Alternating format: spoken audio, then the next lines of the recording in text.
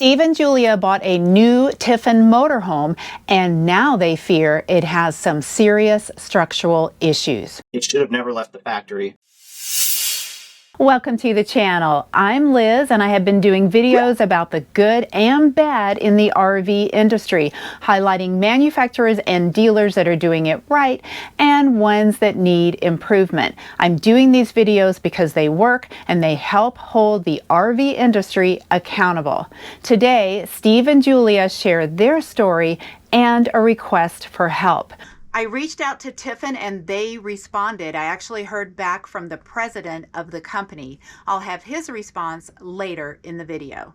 We bought our first camper in January of 2020. From the get-go, we kind of focused on Airstreams, and away we went. At the time, we had 3 girls. They fit anywhere. It was a big deal to fit 5 people in our Airstream. Within a couple of years, we realized that the Airstream just wasn't going to work long-term. One of the best things about an Airstream is there's no slides. One of the worst things is there's no slides. We looked at a lot of things. We looked at fifth wheelers, but we kept coming back to the Class A's. We just like the simplicity of just a single unit. It's a 2022 36 UA open road. It was made in April of 22, and I think we bought it in September. For the most part, we're weekend warriors. We take a few big trips every year. We bought this one in the fall, so we'd be able to get a few camping trips under our belt. That's how important our seasons are. Our girls now are 8 to 14, and you don't want to miss a fall. And, that becomes ironic the following year when we lose it for a fall. We got a few trips under our belt. And, rattle this, rattle that. We kind of figured out a list of about 15 things to fix. Not major things. More interior cosmetic. The windshield wiper on one side stopped working. There was some loose trim. Things along those nature. We dropped it off at the end of the fall at our dealer, the Campers Inn in Moxville, North Carolina. It was there for like 4 months getting fixed. Most of it was delaying getting parts. It seemed like by kind of the end of the winter, it was done and ready to be picked up. So we were ready to go for 2023. We had a few trips. We went to the beach for a week in North Carolina. And then we had a 2-week trip where we went up to Lake Placid in New York, circled into Maine. That trip is when we started having a few issues. At that point, the main problem we were having was with our slide, our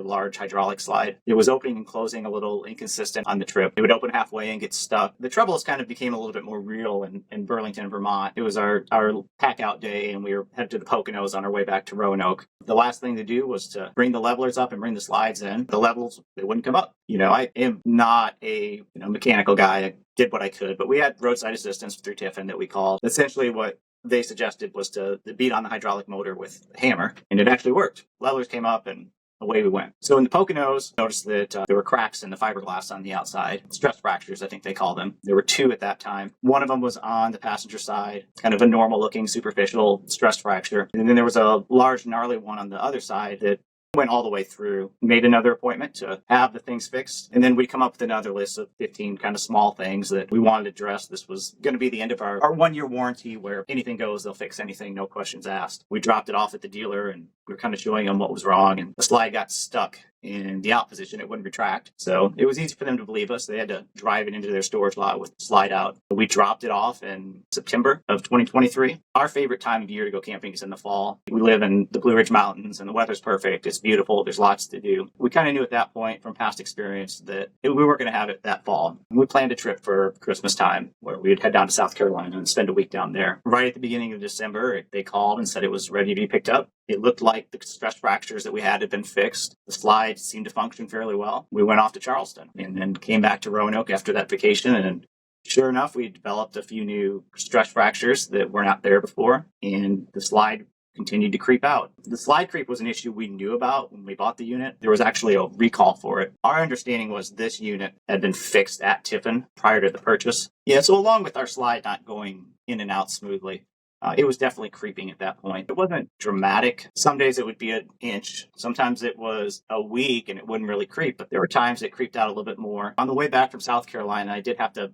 bring it in a couple of times while we were driving. It crept out an inch or so on the road. The other thing that we noticed, in addition to the cracks on the fiberglass side, I developed a crack on the roof. Tiffin makes a solid fiberglass roof, so it's not a crack and a seam. It's an actual crack through the fiberglass. It didn't seem like it was superficial. It was curled up. I could get my fingernail in there. At that point, I guess we'd come to a grand total of 5 cracks in it. This unit's 18 months old at that point. It's been in the shop for 6 of those months, and we might have had 4,000 miles on it. It seemed like 5 cracks. It seemed like it wasn't normal. I hope it's not normal. My concern is we extrapolate what's it going to look like in a year. what's going to look like in 2 years. And I know the scheme of things, our problems are minor. You've had people that it's basically raining in their camper. Nonetheless, I've got issues with my camper that are concerning for how new it is, and I'm at the end of my warranty period. I reached out to Tiffin. There's a 10-year structural warranty on the unit, and they kind of cover it, but they kind of don't. Their solution for everything is bring it to Red Bay. It's the mecca for Tiffin. We can do anything here. We've got great technicians, and I don't doubt that, but realistically for us, that's a difficult proposition. My vacation's somewhat limited. 3 kids, it's 10 hours from us. One of my children's special needs, so it's always a little bit more challenging for us to travel. They approved a warranty claim where they would approve somebody, a third party, to fix the fiberglass up to $1,000 per crack. Maybe it was $1,500, or and $1,000 for the roof. Mind you, the previous repair was $7,000 or $8,000. So what they're approving is nowhere a realistic number. It's not going to cover the cost of repairs. And the concern, I think, if anybody sees cracks that continue to show up, it's, what's going on underneath the surface that's causing it. People have sort of referenced a weld issue or something. Some sort of frame issue. Something that's in the frame that's, putting stress on the body. Patching it doesn't make me feel better anymore. I mean, we've tried that. Figuring out what's going on underneath. I mean, I think it has to go to Red Bay at this point. I'm concerned there's something fundamentally wrong with the unit. It should have never left the factory. Going back to Red Bay to where it's manufactured makes sense in some terms, but I do have some questions about the roadworthiness of the vehicle. They need to own up and provide transportation for the unit back to Red Bay, fix the problems, and do what's right. We want them to come get it. It's not feasible for Steve, who has very limited time off, to drive it. How many miles is that? I mean, it would be at least a 2 or 3 day trip.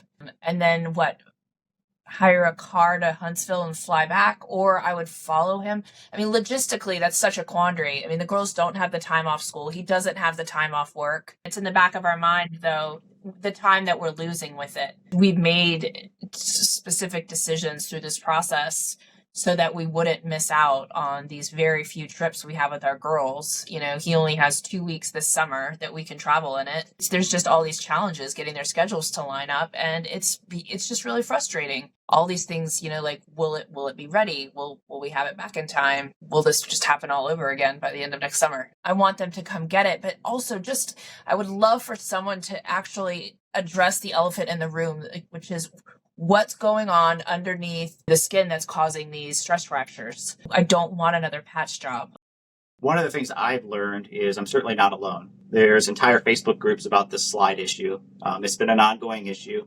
I mean, there's people still out there that have had the recall fixed. Their slides come out 6, 7, 8 inches at a time. But it's still disconcerting to know that this massive slide that basically touches my seat slid out a little bit during that trip. Usually it's more in storage, and it's inconsistent. The storage unit's 15, 20 minutes from our house. I worry about it sliding open when it's raining, water damage, etc. So it just becomes a thorn where occasionally I have to come and check to see if the slide's open. Universally, there's never much offered from Tiffin. Initially, when I told them about it, they said talk to Lippert. Lippert, of course, is saying talk to Tiffin. So it's just a finger pointing. Nobody is taking responsibility for the issues. I haven't found many other people that have had recurring fractures like we have. So it's a bit unusual. I haven't really gained insight into it. The technician that I talked to at Tiffin didn't have a great idea, or if he did, he certainly didn't tell me what's going on. But I think being proactive has been helpful. Simply just sending an email off to their customer service accomplished nothing. They gave me an unrealistic offer to have it fixed locally, or they just bring it to Red Bay sort of scenario, which doesn't work for us.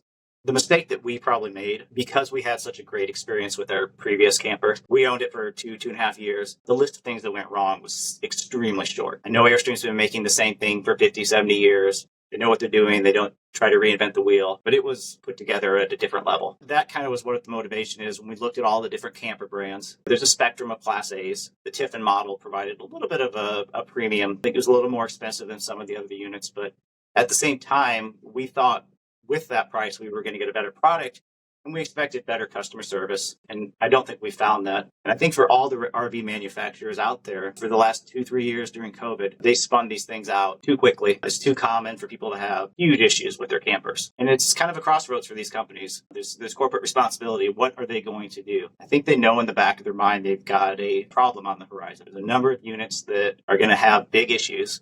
And they have to decide as a company, are we just going to let them fall out of their warranty period, kick it down the can, or are they going to stand behind their brand, fix the problems, I do sort of expect them to put something out there a little bit better than they have. They're very expensive, and it doesn't seem like it's quite lived up to that brand, that Tiffin brand. So what are you hoping to get out, by doing this video? You talk of lighting a fire under Tiffin to at least take responsibility for our unit, to do the right thing. We want it transported back to Red Bay. We want it examined from top to bottom to figure out what's going on with it. We want the problems fixed. But also, I think that there's value in joining a community, putting the word out there, because there's some sort of power in collective voices. When any one person contacts any of these companies, I think it's awfully easy for them to just push them aside, to ignore them. But we're not left with a lot of avenues to really do much about that. But hopefully enough social media pressure, becomes a real issue. They can't just ignore people. The ones that have rain in the camper are really dramatic, but I guess we're the step before that. We have all the cracks. And no, it's not raining in the camper yet, but it is only a matter of time before we have water intrusion because of those. It's so frightening because you can't see when that starts. When you see evidence of it, it's far too late. I don't know what we would have done differently.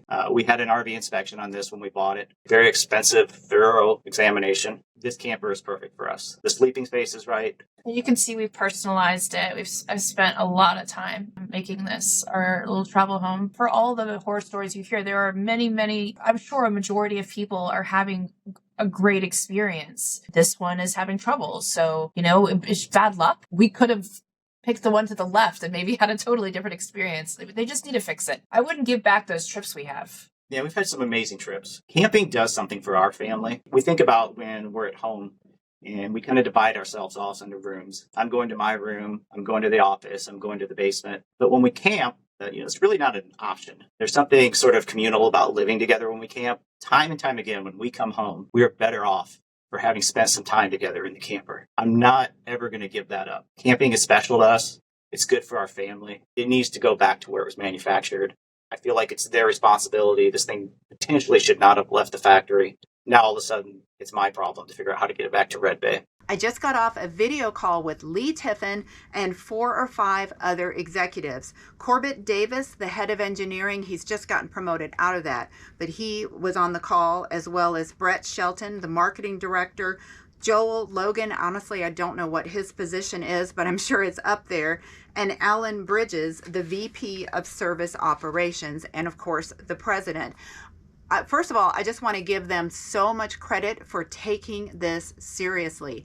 They're on it. They have offered to take this rig down to Red Bay. They will provide the transportation and do what it takes to make it right. They know that those cracks are serious. Just like you heard Julia say, they don't want a patch job. The cracks are indicative of something perhaps more serious with the rig. As far as the slide creep goes, Tiffin is very familiar with that problem, and now they have a fix from Lippert. Lippert gave them some parts that they say will permanently fix that problem. Again, I want to give Tiffin a lot of credit for stepping up and wanting to make it right. I will keep you posted on how this repair goes. If you found this video valuable, please like, subscribe, and share. And if you have any tips for someone shopping for an RV, leave it in the comments. As always, if RV life calls you, I hope you come out here and give it a try.